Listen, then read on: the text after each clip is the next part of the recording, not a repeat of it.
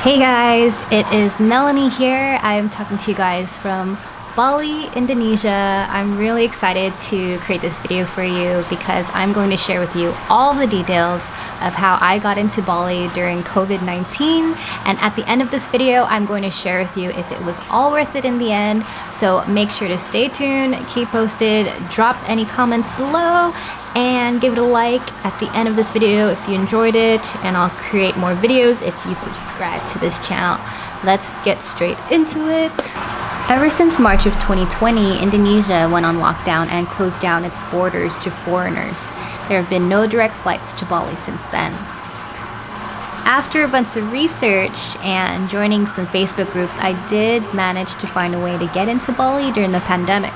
So first things first, you're going to need a visa or a residence card sponsored by a local. There are actually plenty of agencies and companies that can sponsor you to obtain the visa. And if you join a Facebook group, you'll have no difficulty finding one. I actually went on one Facebook group and I just simply posted, hey, can someone help me get a visa to enter Indonesia? And just in a matter of minutes, I got people commenting and offering their agency to help me out, and that was pretty simple. The tricky part though, however, is choosing which agency to trust. So I had around like 5 agencies hit me up and DM me. I went with the one that a lot of people recommended in that Facebook group. So what I did was I just went on the search in that group and I looked for the agency that was mentioned a few times from reputable people, and I checked out the agency to see how many reviews they got, and that is how I discovered Easy Visa from Bali. Easy Visa is an agency that was able to help me obtain a visa. The director was really kind.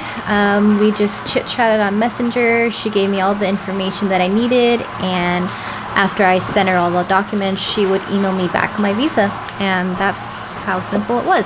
So let me tell you what type of documents are required. Let's get to it.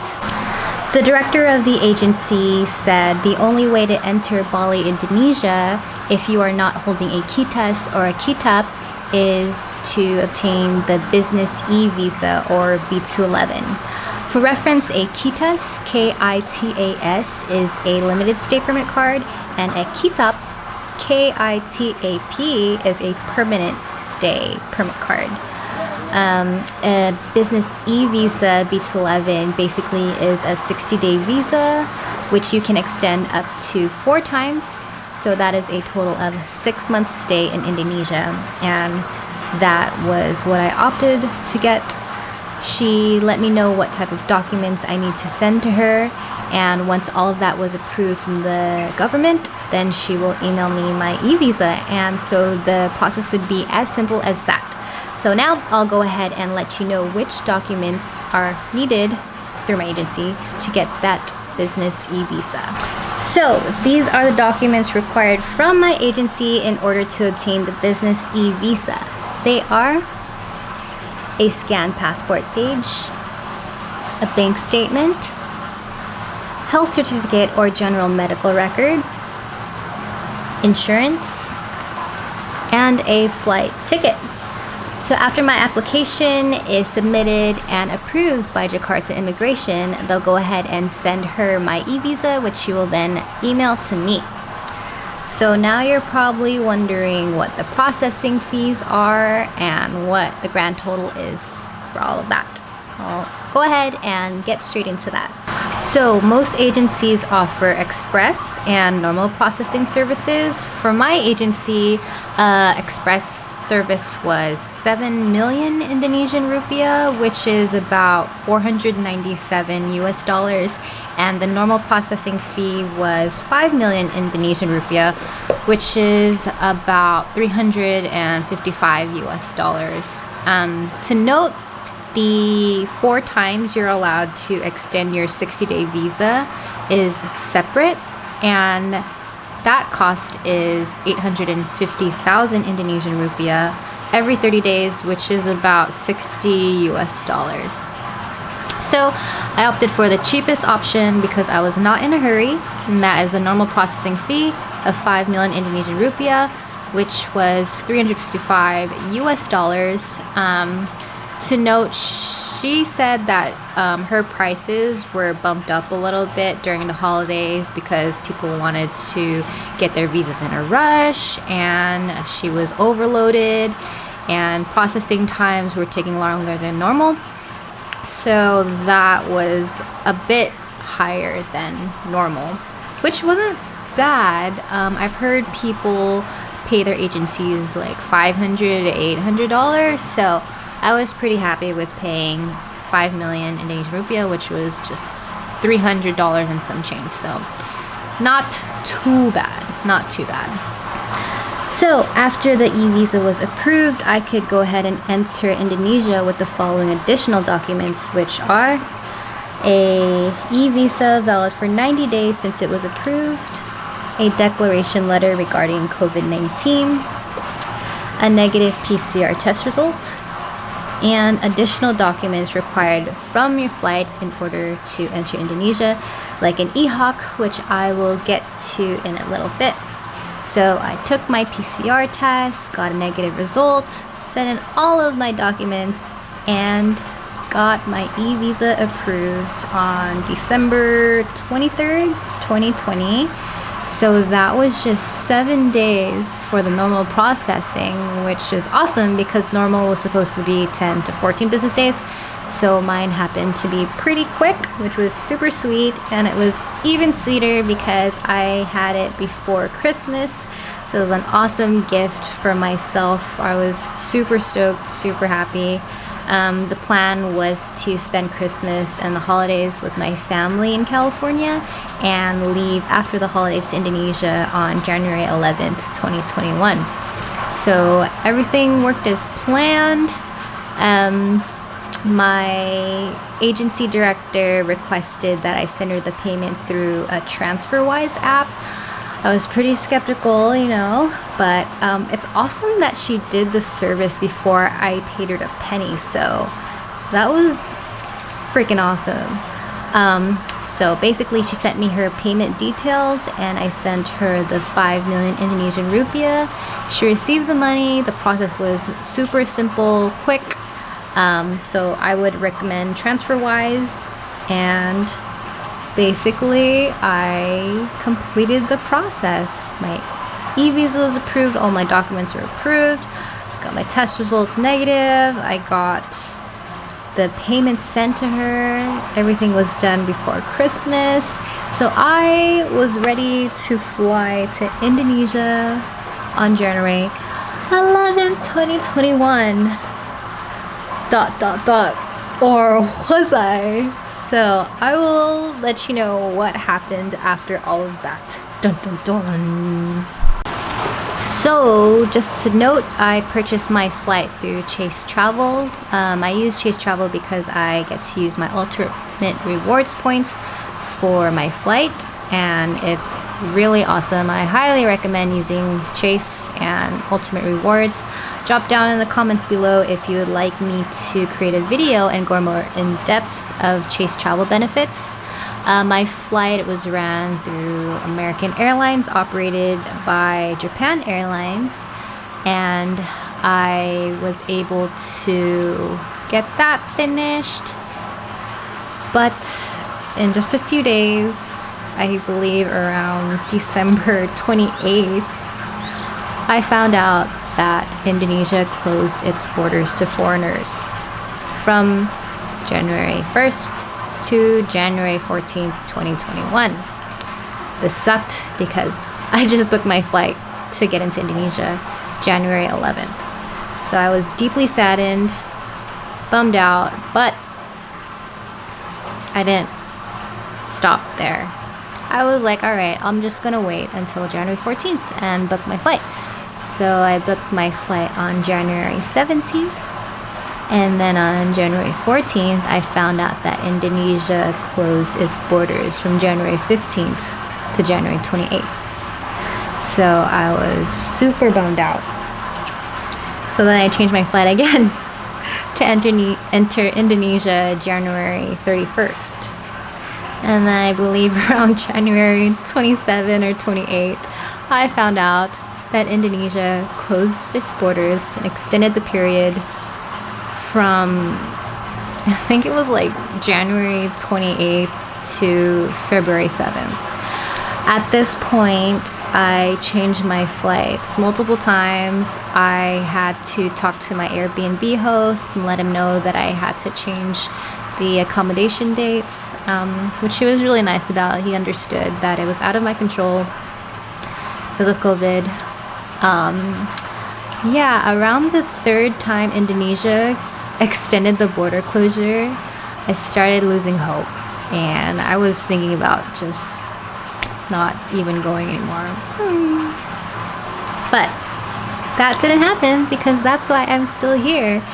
So I was keeping a close eye on Indonesian immigration website and all of its social media, and always reading the posts on Facebook groups.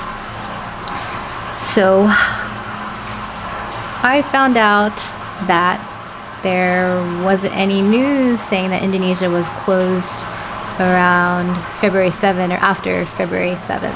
So I was like, oh shit, I should just buy my ticket. So I bought my ticket for February 9th.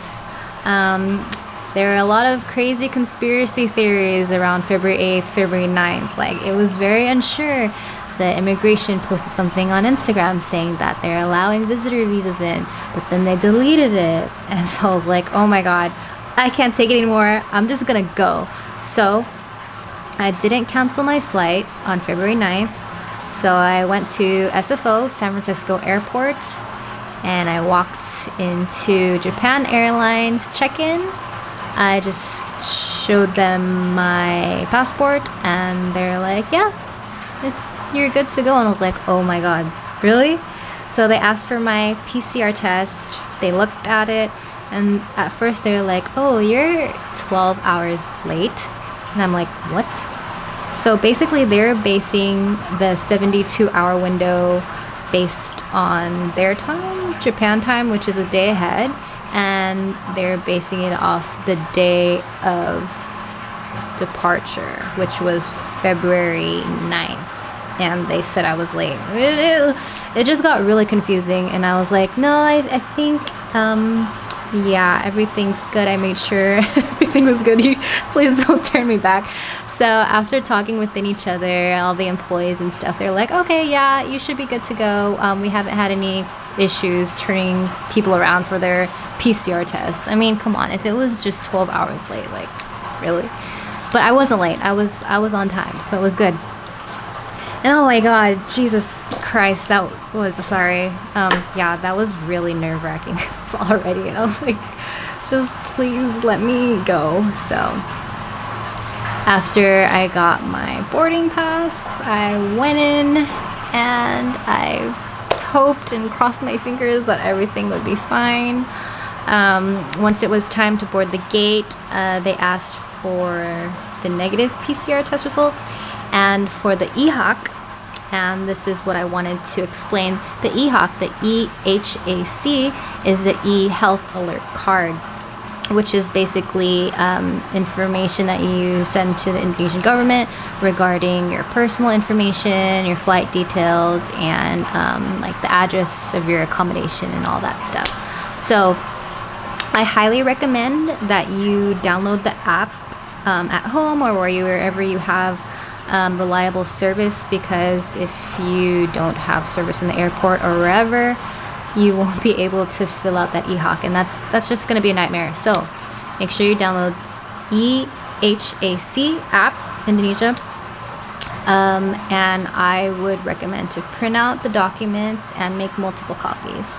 They usually just ask for the app, but it's nice to have the paper documents as well in case like your phone's dead and anything can go wrong with the phone. So print out the multiple copies.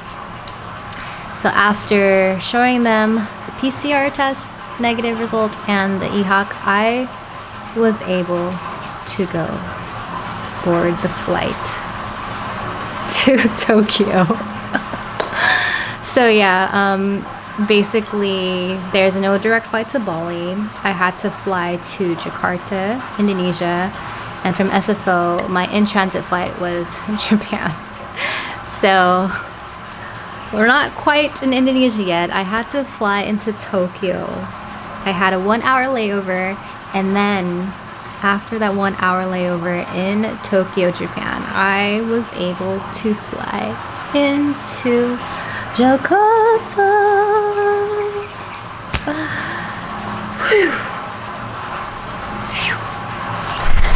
So once I finally landed in Jakarta, Indonesia, I had to walk into immigration, and the immigration officer asked me a series of questions. First, he asked to see my documents, which were the EHAC, my e-visa, and my negative PCR test results. After I was cleared with that, he asked me a series of questions like, what are you doing here? How long are you gonna stay here? Are you working? And all that stuff. And it was kind of nerve-wracking, but I was cleared with that too. So as I got past immigration, cleared, I was able to walk towards the exit, and at the exit there were a bunch of representatives from different hotels asking me if I needed a hotel. And the reason why they were asking me this is because once visitors arrive in Jakarta, they need to quarantine for 5 days at a hotel at their own expense. So I went with the cheapest representative. First, this lady was saying like, oh, you should get this 5-star hotel. It's like the whole package is $800, and I was like, no thanks, no thanks. So I was like, where is the cheapest guy? And I got the whole 5-day package for around $300 and some change. So I went with that guy. Taxi from the airport to the hotel was included, which was sweet. Oh, so just to let you know, I opted for the Ibis Styles Hotels Jakarta. That's IBIS Styles Jakarta. It was just a couple minutes from the airport. It's a 3-star hotel, and it was really nice. Like, I don't see why I had to pay any more for whatever 5-star hotel for 5 days. Like, Jakarta wasn't my destination, Bali was, so I didn't need to spoil myself anymore. So once I arrived at Ibis Styles, I walked to check-in, and first he asked for my PCR test results, my EHAC, and my e-visa. And then he asked me to sign some documents, and these documents were registration form, a repatriation guest form, and a statement of quarantine stating that I would not leave my room and stay in quarantine for 5 days. My whole package, including the taxi ride from the airport to the hotel, 5-day quarantine in the hotel, 3 meals per day, 2 PCR swab tests, 1 a day after my arrival and 2 days prior to my departure, all amounted to a grand total of $376.77. Ta-da! And so, after the tedious process of obtaining my e-visa, having the border closed 3 times, purchasing my flight and having to reschedule my flight more than 3 times, contacting my Airbnb host and asking him to change my accommodation more than 5 times, going to the airport and having my PCR test almost rejected, flying 20 hours from San Francisco to Japan to Indonesia, quarantining for 5 days in Jakarta, and having to take 2 more PCR swab tests. I finally made it to Bali. I made it to Bali. So, after spending a grand total of $1,324 US, that's including the e-visa, the flights and the 5 days quarantining in Jakarta, including the 2 PCR test results. Was it all worth it? To me, hell yeah. Hell yeah. It was all worth it to me. I am here now in Bali. I'm so happy. It's winter time. The weather is amazing. It was all worth it to me. Yes. And so that was my experience as a foreigner traveling to Bali during COVID-19. I hope you guys enjoyed this video. If you did, please give it a thumbs up and don't forget to leave any comments if you have any questions. Please subscribe to my channel and I would appreciate your support. Thank you again so much for watching and I'll see you guys next time. Bye. Peace.